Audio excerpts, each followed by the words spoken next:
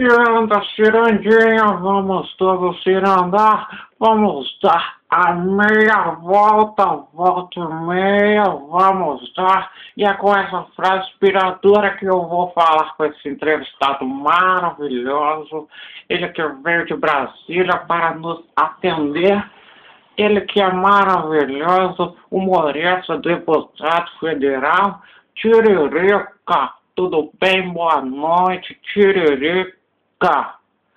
Boa noite, Gabi Abstrata. Tudo bem com você? Um beijo para você. Então, Tiririca, vamos começar agora. Eu queria saber, já que você foi candidato, deputado mais votado nas eleições de deputado federal, Tiririca, o que você sentiu, o que você achou a chegar naquele congresso maravilhoso de Brasília? O que você sentiu?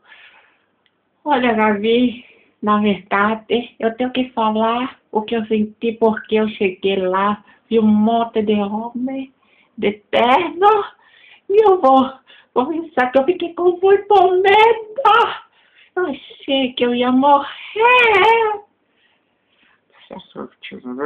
Então vamos falar, vamos fazer um bate-bola gostoso.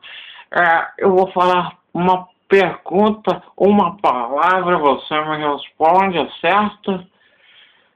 Terno, o que você acha de terno? Olha, Gabi, eu jogo muito dominó, gosto muito.